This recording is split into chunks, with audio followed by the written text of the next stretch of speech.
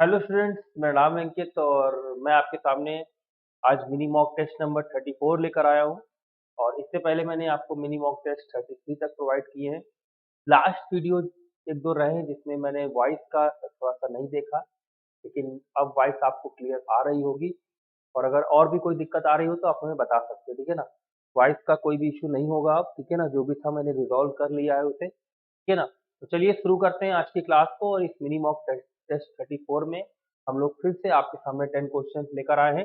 चलिए शुरू करते हैं आज के अपनी इस क्लास को और बढ़ते हैं आज के इस पहले क्वेश्चन की तरफ। आज का पहला क्वेश्चन आपके सामने स्क्रीन पर ये रहा। चलिए इसे बनाइएगा। पहला क्वेश्चन आपके सामने ये रहा। देखिए क्वेश्चन लिखा हुआ है कि इंटीग्रेशन 0 से पाई बाई 2 ई की पावर ln cos x। अब इसे कैसे करेंगे, चलिए ध्यान देते हैं।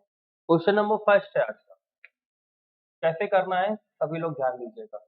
लिखा हुआ है लिमिट 0 से पाई बाई 2 ई की पावर ln cos x। ये क्वेश्चन है। तो आप सभी को ये पता होना चाहिए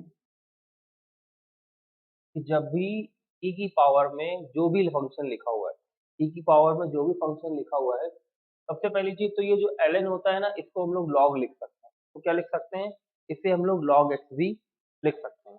यानी कि इसको हम लिख सकते हैं 0 से पाई बाई 2 ई की पावर log बेस में ई, और x की जगह अपना cos x था, cos x था। ये दोनों नंबर्स अगर सेम हो जाते हैं तो इसका मान यही cos x हो जाता है। ये आपको मैंने पहले भी बताया है। तो यहाँ आ जाएगा cos x dx 0 से पाई बाई 2। cos x का इंटीग्रेशन करेंगे, cos x का हो जाएगा आपका sin x। बस इस sin x पे आप लिमिट लगा दीजिए 0 से पाई बाई 2। जैसे ही हम इस पे लिमिट पाई बाई 2 रखते हैं, sin पाई बाई 2 की वैल्यू 1 हो जाएगी और sin 0 आपका 0 हो जाएगा। कंप्लीट आंसर जो इस पहले क्वेश्चन का बनेगा वो 1 बन जाएगा। तो इस क्वेश्चन नंबर फर्स्ट का आंसर जो है वो 1 आपका करेक्ट आंसर हो जाएगा। तो ये हमारा आज का पहला क्वेश्चन था। चलिए सभी को क्लियर हो गया होगा। हम लोग बढ़ते हैं अपने क्वेश्चन नंबर सेकंड की तरफ। क्वेश्चन नंबर सेकंड आपके सामने स्क्रीन पर है।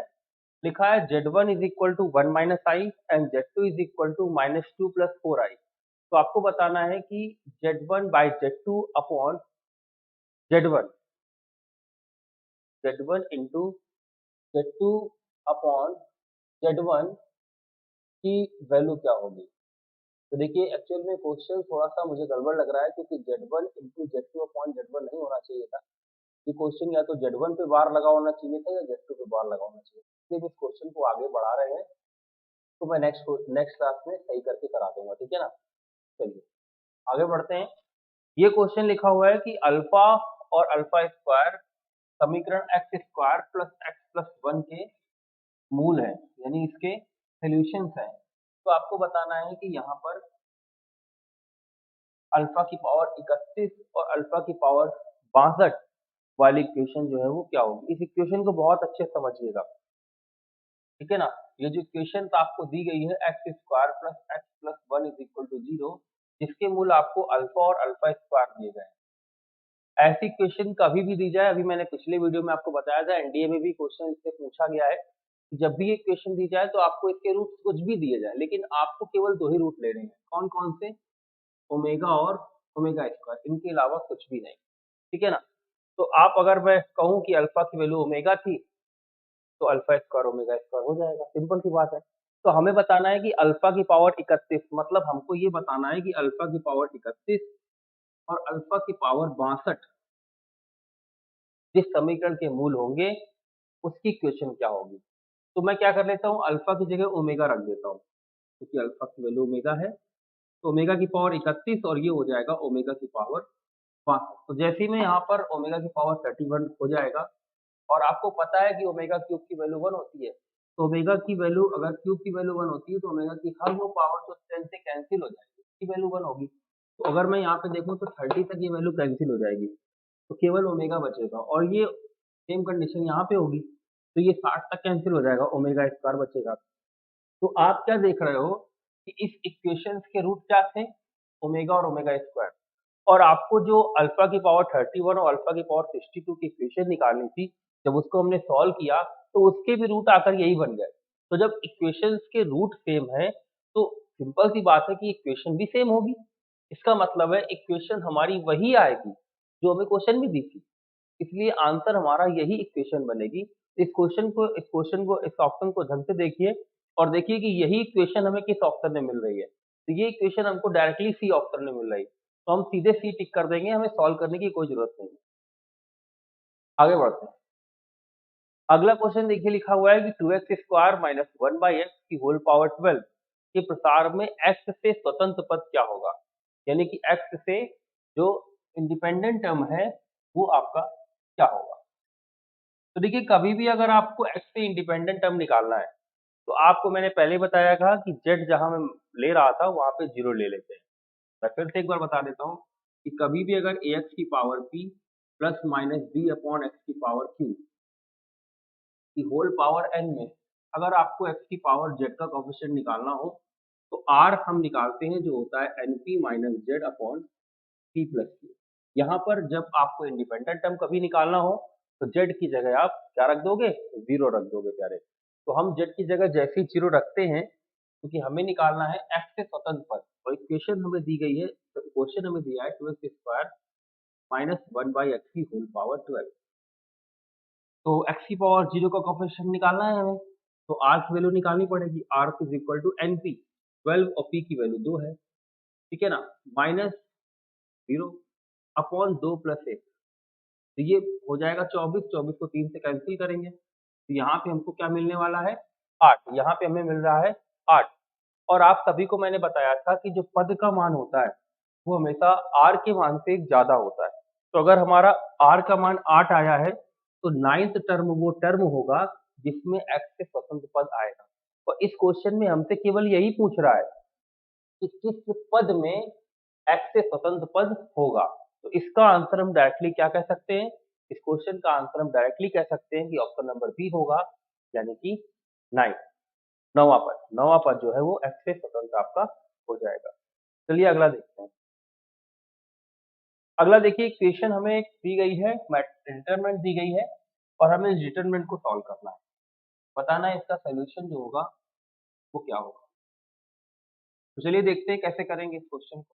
क्वेश्चन नंबर हमारा पता नहीं कौन-सा है लेकिन हम बनाते हैं इसको। क्वेश्चन नंबर पे नहीं जाते। If x plus 1, 3, 5, 2, x plus 2, 5, 2, 3, x plus 4, इसका मान हमें 0 दिया है। कह रहा है x की वैल्यू क्या होगी? तो हम लोग क्या करते हैं, अगर इन सबको उठाकर हम यहाँ पे जोड़ लें, तो आप क्या देखोगे यहाँ पे x plus 9 आपको मिल जाएगा। तो x plus 9, x plus 9 और x plus 9 और बाकी सब सेम रहेगा। तो मैं क्या करता हूँ x plus 9 को मैं बाहर ही ले लेता हूँ, मैं लिखता नहीं हूँ यहाँ पे, ठीक है? क्योंकि राइटिंग के नंबर हमें एग्ज़ाम में नहीं मिलते हैं। बस मैं इतना समझ जाऊँ कि यहाँ पे x plus 9 कॉमन आ रहा है, बस उसको निकाल के बाहर कर देंगे। लिखना हमें कम से कम है, समझना ज़्यादा से ज़्यादा है। तो यहाँ आ जाएगा 3x plus 2, यहाँ आ जाएगा 3, यहाँ आ जाएगा 5, 5 x plus 4 is equal to 0। अब हमें यहाँ पे x प्लस 9 मिल चुका है, यानी कि इसको अगर हम इक्वल टू 0 करते हैं, तो हमें एक x की वैल्यू -9 मिल चुकी है। यानी हमारा आंसर अब A नहीं होगा और आंसर नंबर B नहीं होगा। या तो आंसर C होगा या तो आंसर D होगा, ये हम कह सकते हैं। इसके बाद हम क्या कर लेते हैं, इसको इसमें सब्ट्रैक्ट कर लेते हैं जिससे कि ये 0 बन जाए और इसको इसमें सब्ट्रैक्ट कर लेते हैं जिससे ये भी 0 बन जाए। तो यहाँ पे बचेगा 1, 3, 5 और जब इसको इसमें सब्ट्रैक्ट करेंगे तो ये 0 और यहाँ हो जाएगा x माइनस 1 और ये हो जाएगा 0। फिर जब हम इसको इसमें सब्ट्रैक्ट करेंगे तो ये भी 0, ये भी 0 और ये हो जाएगा x minus 1 is equal to 0। अब अगर हम इसको एक्सपेंड करते हैं, तो हमें मिलेगा x माइनस 1 का whole square is equal to 0, तो हम कह सकते हैं कि x की वैल्यू 1 मिल जाएगी। तो हमें वैल्यू 2 मिल गई है, कौन-कौन? एक -9 और एक 1। तो -9 और 1 इस क्वेश्चन का राइट आंसर होगा। -9 और 1 हमें किस ऑप्शन में मिल रहा है? ऑप्शन नंबर डी में। इस क्वेश्चन का आंसर सीधे हम कह सकते हैं कि डी आंसर होगा। ओके, चलिए आगे बढ़ते हैं अपने नेक्स्ट क्वेश्चन के लिए। नेक्स्ट क्वेश्चन देखिए हमारा ट्रिग्नोमेट्री से लिया गया है। अच्छा क्वेश्चन है, कैसे करेंगे इस क्वेश्चन को, चलिए ध्यान देते हैं। क्वेश्चन लिखा हुआ है कि cos square alpha plus cos square alpha plus 120 plus cos square alpha minus 120 किसके बराबर होगा। अच्छा क्वेश्चन है, देखिए कैसे करेंगे। cos square alpha plus cos square alpha minus 20 plus cos square alpha plus 20, हमें इसकी वैल्यू बतानी। तो जब भी ऐसे क्वेश्चंस हो तो आप क्या करिए, अच्छा 120 तो ऐसी क्वेश्चंस में हमें क्या करना होता है, अल्फा की वैल्यू रख लेनी होती है जिससे कि क्वेश्चन जो है वो इजीली सॉल्व हो जाए।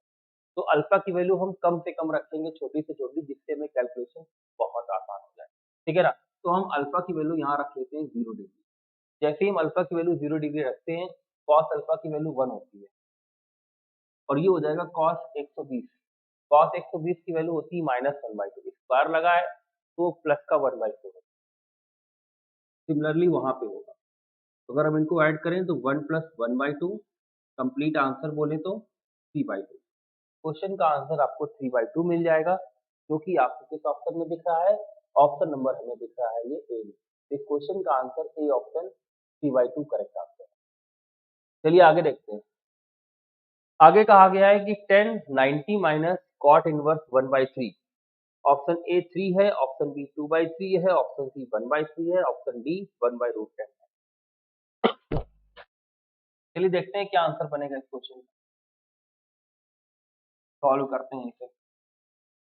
देखिएगा,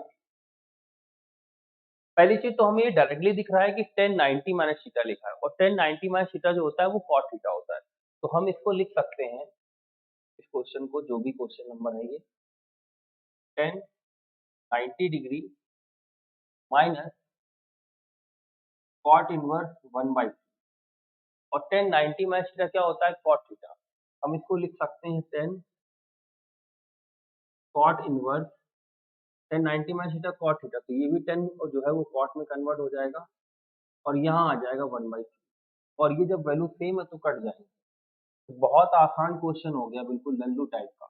आंसर इसका 1/3 हो जाएगा। आंसर नंबर कौन सा होगा, सी ऑप्शन। बिल्कुल जीरो लेवल का क्वेश्चन था, लेकिन डरा बहुत रहा था।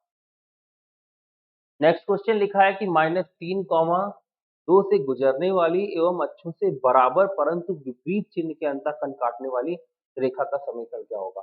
तो पहले तो ये कहा गया है कि -3, 2 से होकर जाती है। आपको सबसे पहला पॉइंट तो ये मिल रहा है कि -3, जो ये 2 है, इस पॉइंट को आप ऑप्शंस में रख लें। जो इक्वेशन को सेटिस्फाई करे वही आंसर है। तो पहला गलत है, पहला सेटिस्फाई नहीं कर रहा है। दूसरा भी गलत है, दूसरा भी सेटिस्फाई नहीं कर रहा है। अगर हम तीसरे की तरफ जाएँ तो तीसरा भी हमारा सेटिस्फाई नहीं करेगा, लेकिन चौथा देख लीजिएगा सेटिस्फाई करेगा कि नहीं करेगा। हम लोग चलिए इसे सॉल्व कर लेते हैं, कैसे करना है। सेटिस्फाई करा के भी आप इसे बना सकते हैं, ठीक है ना। आप देख लीजिएगा कौन-सा करना है, मैंने जल्दी-जल्दी में किया है, हो सकता है कुछ गलतियाँ कर दी। तो देखिए, -3, से गुजरने एवं अक्षों से बराबर परंतु विपरीत चिन्ह, मतलब ये हमारा एक्सिस है, ये इक्वेशंस होती है, ठीक है ना।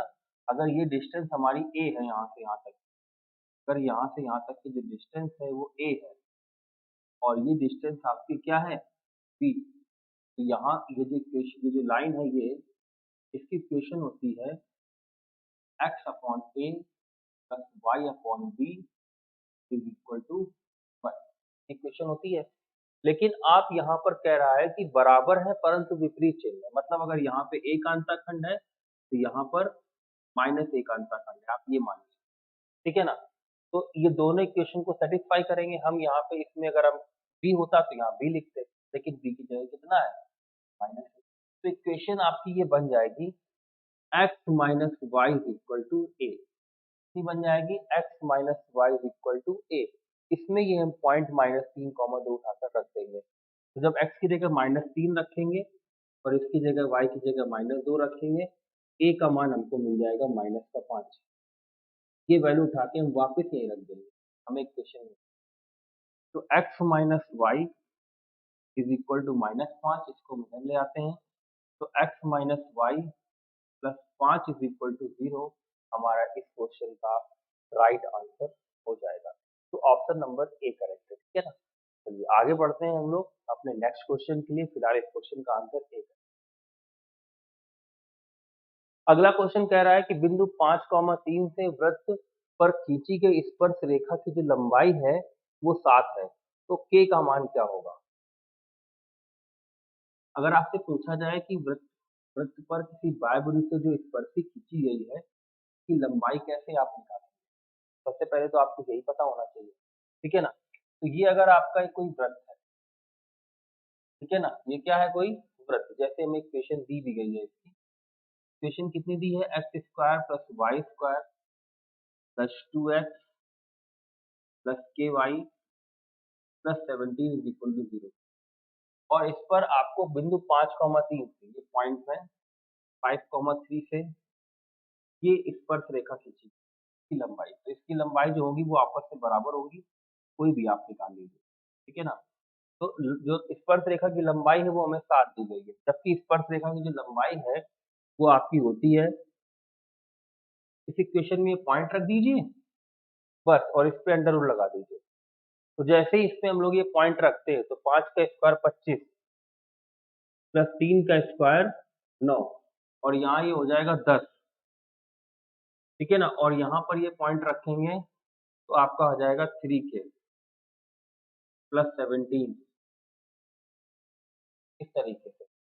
और अगर हम इसको कैलकुलेट करें तो यहाँ पे देखिए 49 आ जाएगा इक्वल में, और यहाँ आ जाएगा 25 प्लस 9 34 और 34 से 10 44 हो जाएगा।